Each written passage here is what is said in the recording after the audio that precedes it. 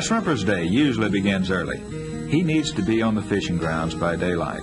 But when shrimping is poor, he will go out to fish either a high or low tide, as we're doing today.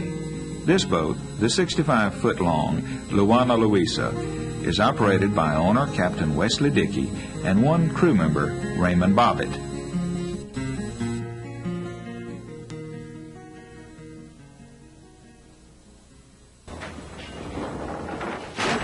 Normally a boat of this size is operated by a captain and two crewmen. When shrimping with only one crew member, nets are usually prepared before leaving the dock. As the nets are lowered, notice the chain and bottom line as they're being placed on the bulwarks. This chain, called a tickler chain, runs directly in front of the mouth of the net, causing shrimp to jump off the bottom when they're touched. The net then sweeps under them and they're caught.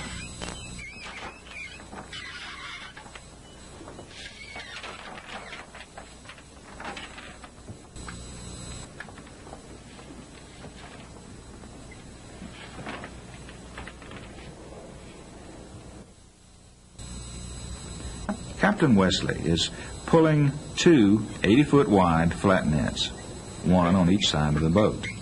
Each net must be laid out carefully and the bulk of the body hung in the rigging.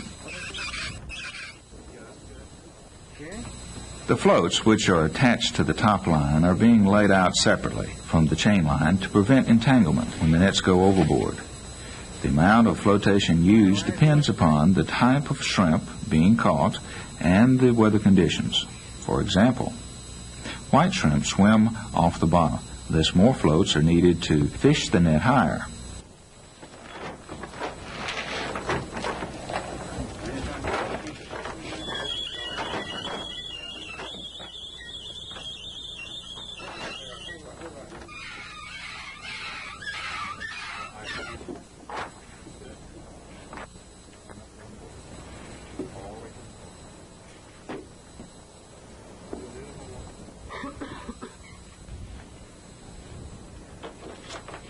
The bags are kept separated as they are lowered to the deck for the final preparatory step.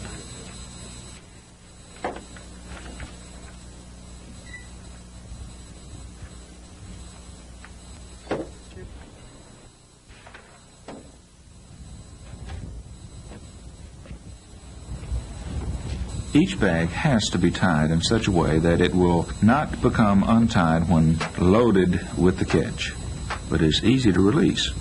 This is done by first getting the bag ropes even,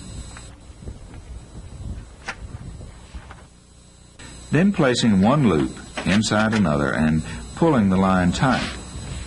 The process is repeated a minimum of 3 times. This bag knot can be untied easily when the bags are ready to be dumped on deck by alternately pulling one line and then the other until all loops are pulled out.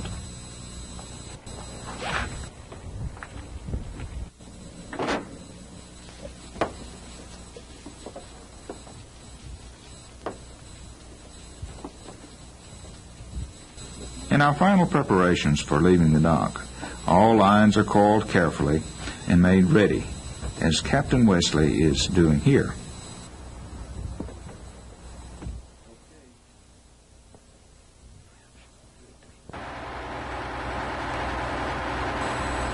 As the spring and stern lines are cast off, we're ready to get underway.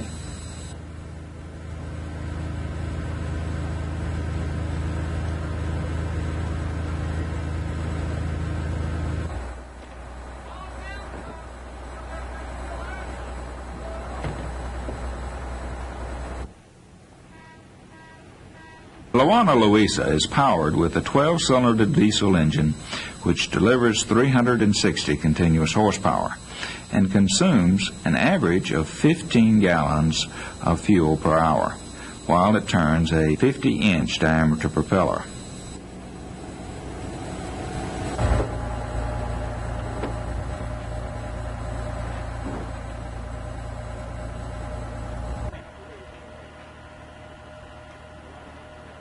After leaving the dock, while still in calm water, the outriggers are lowered into the dragging position to ensure boat stability.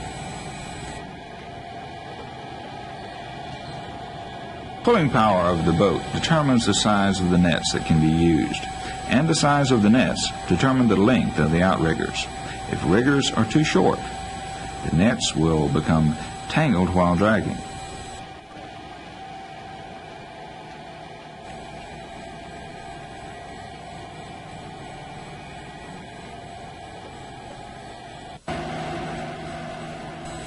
Outer boards, or trawl doors, which weigh about 750 pounds per set, are used to spread the nets and hold them on the bottom.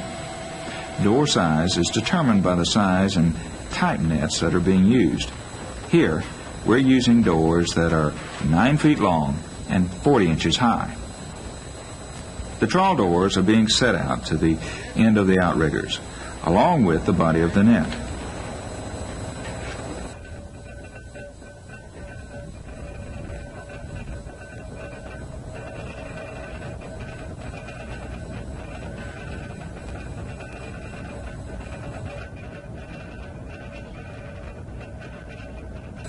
Door ropes, which are used to set the doors out, are then attached to the net for easy access when we're ready to bring them back on board at the end of the day.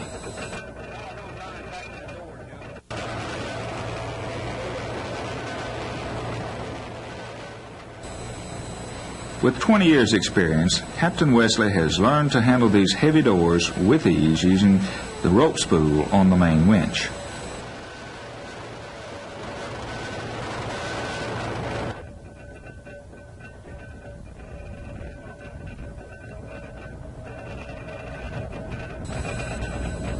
When possible, rigs are set out on the outriggers in calm water before running out to the fishing grounds.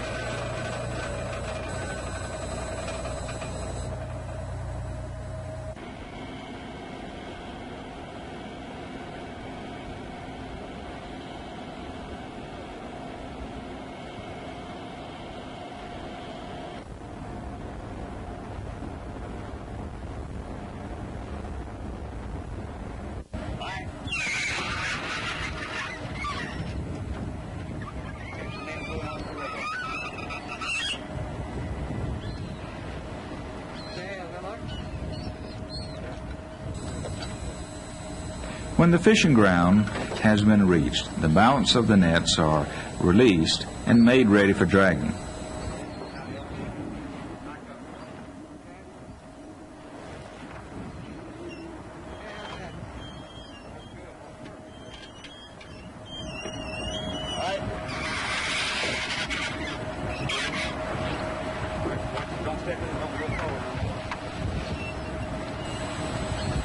Lazy lines, which make pulling the bag easier, are connected at the stern of the boat with a small rope called the sugar line, which provides easy access for retrieving the lazy line when the drag is completed.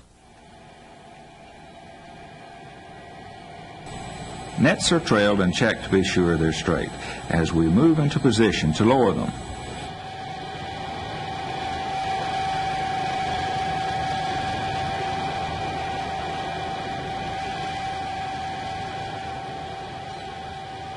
As nets are lowered into the water, notice the trawl doors starting to spread as they go down.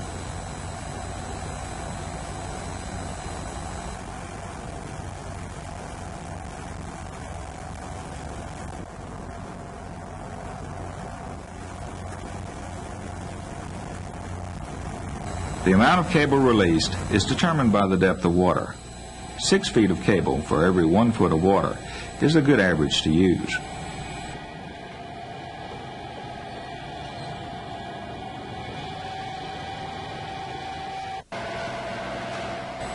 Brakes are applied to the winch, and dogs are put in place to prevent the cable from slipping.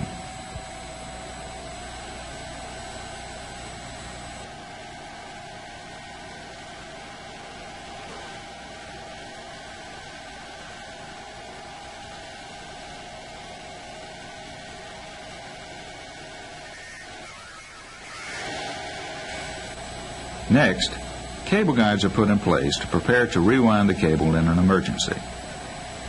Now let's look at how the doors and nets work underwater. Trawl doors pulled at the proper angle and speed will spread the net and hold it on the bottom. Notice the disturbance created behind the doors, forming a visual wall which fish and shrimp are reluctant to swim through. The doors spread the mouth of the net approximately 3/4 of its width and allow the net to sweep everything in its path. Here, floats are added to make the top of the net fish higher in order to catch white shrimp, which tend to swim off the bottom. A tickler chain does its job well, as it's pulled just in front of the net, disturbing the shrimp and making them jump.